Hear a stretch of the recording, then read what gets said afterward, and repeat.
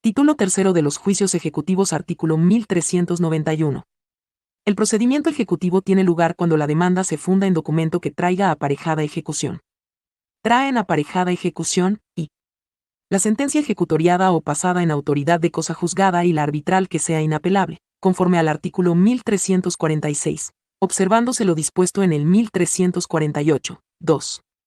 Los instrumentos públicos, así como los testimonios y copias certificadas que de los mismos expidan los fedatarios públicos, en los que conste alguna obligación exigible y líquida. 3. La confesión judicial del deudor, según el art. 1288. 4. Los títulos de crédito. V. Se deroga, b. La decisión de los peritos designados en los seguros para fijar el importe del siniestro, observándose lo prescrito en la ley de la materia. 7.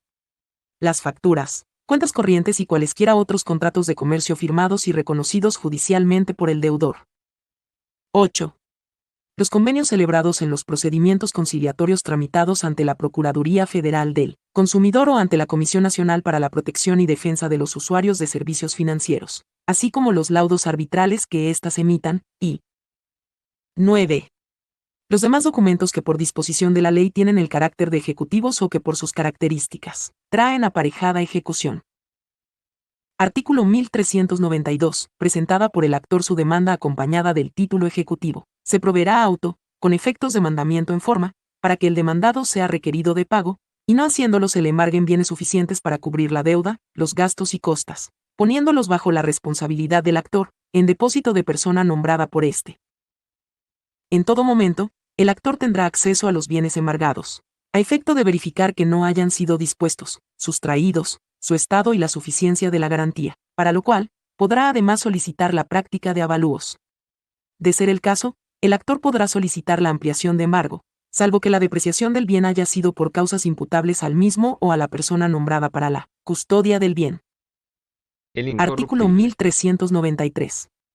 No encontrándose el demandado a la primera busca en el inmueble señalado por el actor, pero cerciorado de ser el domicilio de aquel, se le dejará citatorio fijándole hora hábil, dentro de un lapso comprendido entre las 6 y las 72 horas posteriores, y si no aguarda, se practicará la diligencia de embargo con los parientes, empleados o domésticos del interesado, o cualquier otra persona que viva en el domicilio señalado, siguiéndose las reglas del Código Federal de Procedimientos Civiles, respecto de los embargos.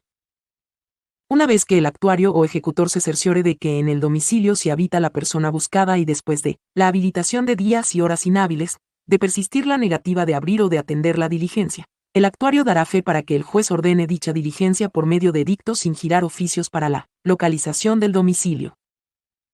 Artículo 1394. La diligencia de embargo se iniciará con el requerimiento de pago al demandado, su representante o la persona con la que se entienda, de las indicadas en el artículo anterior. De no hacerse el pago, se requerirá al demandado, su representante o la persona con quien se entiende la diligencia, para que señale bienes suficientes para garantizar las prestaciones reclamadas, apercibiendo lo que de no hacerlo, el derecho para señalar bienes pasará al actor. A continuación, se emplazará al demandado. En todos los casos se le entregará a dicho demandado cédula en la que se contengan la orden de embargo decretada, en su contra, dejándole copia de la diligencia practicada, corriéndole traslado con la copia de demanda, de los documentos base de la acción y demás que se ordenan por el artículo 1061. La diligencia de embargo no se suspenderá por ningún motivo, sino que se llevará adelante hasta su conclusión, dejando al demandado sus derechos a salvo para que los haga valer como le convenga durante el juicio. En todos los casos, practicada la diligencia de ejecución decretada, el ejecutor entregará también al ejecutante copia del acta que se levante o constancia firmada por él, en que conste los bienes que hayan sido embargados y el nombre, apellidos y domicilio del depositario designado. La copia o constancia que se entregue al ejecutante podrá servir para el caso de haberse embargado bienes inmuebles, para que la misma se presente al registro público de la propiedad o del comercio, dentro de los 3 días siguientes, para su inscripción preventiva, la cual tendrá los mismos efectos que se señalan para los avisos de los notarios en los términos de la parte final del artículo 3016 del Código Civil, y el juez, dentro de un término máximo de 5 días, deberá poner a disposición del interesado el oficio respectivo junto con copia certificada de la diligencia de embargo para su inscripción. El juez, en ningún caso, suspenderá su jurisdicción para dejar de resolver todo lo concerniente al embargo, su inscripción en el registro público que corresponda, desembargo, Rendición de cuentas por el depositario respecto de los gastos de administración y de las demás medidas urgentes, provisionales o no, relativas a los actos anteriores. Artículo 1395. En el embargo de bienes se seguirá este orden. Y las mercancías. El incorruptible. 2. Los créditos de fácil y pronto cobro, a satisfacción del actor. 3. Los demás muebles del demandado. 4. Los inmuebles. V. Las demás acciones y derechos que tenga el demandado. Cualquiera dificultad suscitada en el orden que deba seguirse, no impedirá el embargo. El ejecutor la allanará, prefiriendo lo que prudentemente crea más realizable, a reserva de lo que determine el juez. Tratándose de embargo de inmuebles, a petición de la parte actora, el juez requerirá que la demandada exhiba él o los contratos celebrados con anterioridad que impliquen la transmisión del uso o de la posesión de los mismos a terceros. Solo se aceptarán contratos que cumplan con todos los requisitos legales y administrativos aplicables. Tratándose de embargo de bienes muebles, el mismo deberá realizarse en la sección única del Registro Único de Garantías Mobiliarias del Registro Público de Comercio. Una vez trabado el embargo, el ejecutado no puede alterar en forma alguna el bien embargado, ni celebrar contratos que impliquen el uso del mismo, sin previa autorización del juez, quien al decidir deberá recabar la opinión del ejecutante.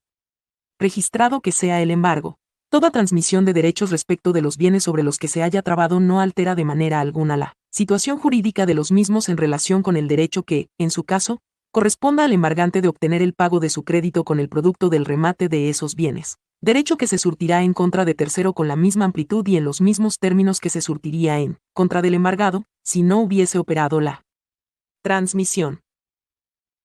Cometerá el delito de desobediencia el ejecutado que transmita el uso del bien embargado sin previa autorización judicial. Artículo 1396. Hecho el embargo, acto continuo se notificará al demandado, o a la persona con quien se haya practicado la diligencia para que dentro del término de 8 días, el que se computará en términos del artículo 1075 de este Código, comparezca la parte demandada ante el juzgado a hacer paga llana de la cantidad reclamada y las costas, o a oponer las excepciones que tuviere para ello. Artículo 1397. Si se tratare de sentencia, no se admitirá más excepción que la de pago si la ejecución se pide dentro de 180 días. Si ha pasado ese término, pero no más de un año, se admitirán además las de transacción, compensación y compromiso en árbitros, y transcurrido más de un año, serán admisibles también la de novación, comprendiéndose en esta la espera, la quita, el pacto de no pedir y cualquier otro arreglo que modifique la obligación, y la de falsedad del instrumento, siempre que la ejecución no se pida en virtud de ejecutoria, convenio o juicio constante en autos. Todas estas excepciones, sin comprender la de falsedad, deberán ser posteriores a la sentencia, convenio o juicio, y constar por instrumento público, por documento judicialmente reconocido o por confesión judicial. Artículo 1398. Los términos fijados en el artículo anterior se contarán desde la fecha de la sentencia o convenio, a no ser que en ello se fije plazo para el cumplimiento de la obligación, en cuyo caso el término se contará desde el día en que se venció el plazo o desde que pudo exigirse la última prestación vencida, si se tratare de prestaciones periódicas. Artículo 1399. Dentro de los 8 días siguientes al requerimiento de pago, al embargo, en su caso, y al emplazamiento, el demandado deberá contestar la demanda, refiriéndose concretamente a cada hecho, oponiendo únicamente las excepciones que permite la ley en el artículo 1403 de este Código, y tratándose de títulos de crédito las del artículo 8 de la Ley General de Títulos y Operaciones de Crédito, y en el mismo escrito ofrecerá pruebas, relacionándolas con los hechos y acompañando los documentos que exige la ley para las excepciones. Artículo 1400. Si el demandado dejare de cumplir con lo dispuesto por el artículo 1061 de este ordenamiento, respecto de las documentales en que funde sus excepciones, el juez dejará de admitirlas, salvo las que sean supervenientes. En caso de que el demandado hubiere exhibido las documentales respectivas, o cumplido con lo que ordena el artículo 1061 de este ordenamiento, se tendrán por opuestas las excepciones que permite la ley, con las cuales se dará vista al actor por 3 días para que manifieste y ofrezca las pruebas que a su derecho convenga. Artículo 1401. En los escritos de demanda, contestación y desahogo de vista de esta, las partes ofrecerán sus pruebas, relacionándolas con los puntos controvertidos, proporcionando el nombre, apellidos y domicilio de los testigos que hubieren mencionado en los escritos señalados al principio de este artículo, así como los de sus peritos, y la clase de pericial de que se trate con el cuestionario que deban resolver, y todas las demás pruebas que permitan las leyes. Si los testigos no se hubieren mencionado con sus nombres y apellidos en los escritos que fijan la litis, el juez no podrá admitirlas aunque se ofrezcan por las partes posteriormente, salvo que importen excepción superveniente. Desahogada la vista o transcurrido el plazo para hacerlo, el juez admitirá y mandará preparar las pruebas que procedan, de acuerdo con los capítulos 12 al 19, del título primero, libro quinto de este código, abriendo el juicio a desahogo de pruebas, hasta por un término de 15 días, dentro de los cuales deberán realizarse todas las diligencias necesarias para su desahogo, señalando las fechas necesarias para su recepción. Las pruebas que se reciban fuera del término concedido por el juez, o su prórroga si la hubiere decretado, serán bajo la responsabilidad de éste, quien sin embargo, podrá mandarlas concluir en una sola audiencia indiferible que se celebrará dentro de los 10 días siguientes. Artículo 1402. Si se tratare de cartas de porte, se atenderá a lo que dispone el art. 583. Artículo 1403. Contra cualquier otro documento mercantil que traiga aparejada ejecución, son admisibles las siguientes excepciones. Y. Falsedad del título o del contrato contenido en él. 2. Fuerza o miedo. 3. Prescripción o caducidad del título. 4. Falta de personalidad en el ejecutante, o del reconocimiento de la firma del ejecutado, en los casos en que ese reconocimiento es necesario. V. Incompetencia del juez. B. Pago o compensación. 7. Remisión o quita. 8. Oferta de no cobrar o espera. 9. Novación de contrato. Las excepciones comprendidas desde la fracción 4 a la 9 solo serán admisibles en juicio ejecutivo, si se fundaren en prueba documental. Artículo 1404. En los juicios ejecutivos los incidentes no suspenderán el procedimiento y se tramitarán cualquiera que sea su naturaleza con un escrito de cada parte y contándose con 3 días para dictar resolución. Si se promueve prueba deberá ofrecerse en los escritos respectivos, fijando los puntos sobre los que verse, y se citará para audiencia indiferible dentro del término de 8 días, en que se reciba, se oigan brevemente las alegaciones, y en la misma se dicte la resolución correspondiente que debe notificarse a las partes en el acto, o a más tardar el día siguiente. Artículo 1405. Si el demandado se allanare a la demanda y solicitare término de gracia para el pago de lo reclamado, el juez dará vista al actor para que, dentro de 3 días manifieste lo que a su derecho convenga, debiendo el juez resolver de acuerdo a tales proposiciones de las partes. Artículo 1406. En la audiencia en la que se desahogue la última de las pruebas, el tribunal dispondrá que las partes aleguen por sí o por sus abogados o apoderados, primero el actor y luego el demandado, procurando la mayor brevedad y concisión. Los alegatos siempre serán verbales. Concluida la etapa de alegatos se citará para sentencia. Queda prohibida la práctica de dictar alegatos a la hora de la diligencia. Artículo 1407. La sentencia se pronunciará dentro del plazo de 8 días, posteriores a la citación. Artículo 1407 bis.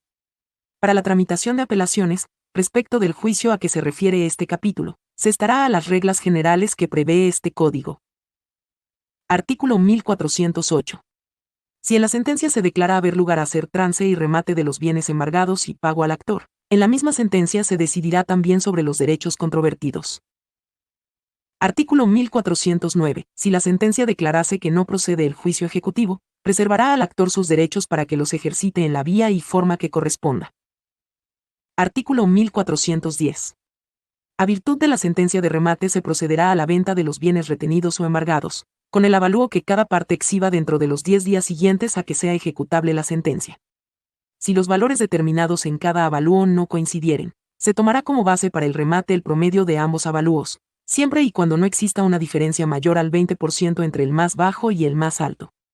Si la discrepancia en el valor de los avalúos exhibidos por las partes fuera superior al porcentaje referido, el juez podrá ordenar que se practique un tercer avalúo. En caso de que alguna de las partes deje de exhibir el avalúo, se entenderá su conformidad con el avalúo exhibido por su contraria. El avalúo de los bienes retenidos o embargados será practicado por un corredor público, una institución de crédito o perito valuador autorizado por el Consejo de la Judicatura correspondiente, quienes no podrán tener el carácter de parte o de interesada en el juicio. Artículo 1411. presentado el avalúo y notificadas las partes para que ocurran al juzgado a imponerse de aquel, se anunciará en la forma legal la venta de los bienes por medio de edictos que se publicarán 2 veces en un periódico de circulación amplia de la entidad federativa donde se ventile el juicio. Entre la primera y la segunda publicación, deberá mediar un lapso de 3 días si fuesen muebles, y 9 días si fuesen raíces. Asimismo, entre la última publicación y la fecha del remate deberá mediar un plazo no menor de 5 días. Artículo 1412.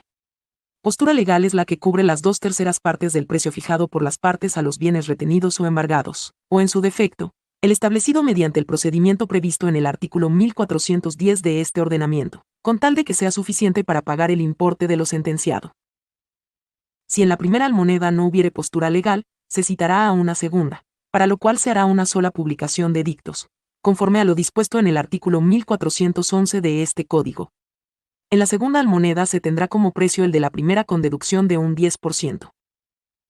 Si en la segunda almoneda no hubiere postura legal, se citará a la tercera en la forma que dispone el párrafo anterior, y de igual manera se procederá para las ulteriores, cuando se actualizare la misma causa hasta efectuar legalmente el remate. En cada una de las almonedas se deducirá un 10% del precio que en la anterior haya servido de base. En cualquier almoneda en que no hubiere postura legal, el ejecutante tiene derecho a pedir la adjudicación de los bienes a rematar, por las 2/3 partes del precio que en ella haya servido de base para el remate, hasta el importe de lo sentenciado y, en su caso, entregará el remanente al demandado en los 10 días hábiles siguientes a que haya quedado firme la adjudicación respectiva. Artículo 1412 bis. Cuando el monto líquido de la condena fuere superior al valor de los bienes embargados, previamente evaluados en términos del artículo 1410 de este Código, y del certificado de gravámenes no aparecieren otros acreedores, el ejecutante podrá optar por la adjudicación directa de los bienes que haya en su favor al valor fijado en el avalúo. Artículo 1412 bis 1. Tratándose del remate y adjudicación de inmuebles, el juez y el adjudicatario, sin más trámite, otorgarán la escritura pública correspondiente ante fedatario público. Artículo 1412 bis 2. Una vez que quede firme la resolución que determine la adjudicación de los bienes, se dictarán las diligencias necesarias a petición de parte interesada para poner en posesión material y jurídica de dichos bienes al adjudicatario, siempre y cuando este último, en su caso, haya consignado el precio, dándose para ello las órdenes necesarias, aun las de desocupación de fincas habitadas por el demandado o terceros que no tuvieren contratos para acreditar el uso, en los términos que fija la legislación civil aplicable. En caso de que existan terceros que acrediten mediante la exhibición del contrato correspondiente dicho uso, en la primera diligencia que se lleve a cabo en términos del párrafo anterior, se dará a conocer como nuevo dueño al adjudicatario o, en su caso, a sus causahabientes.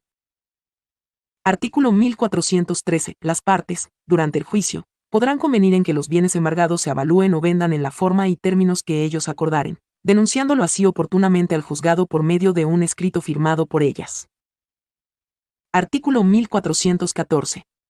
Cualquier incidente o cuestión que se suscite en los juicios ejecutivos mercantiles será resuelto por el juez con apoyo en las disposiciones respectivas de este título, y en su defecto, en lo relativo a los incidentes en los juicios ordinarios mercantiles, y a falta de uno u otro, a lo que disponga el Código Federal de Procedimientos Civiles, o en su defecto la ley procesal de la entidad federativa correspondiente, procurando la mayor equidad entre las partes sin perjuicio para ninguna de ellas.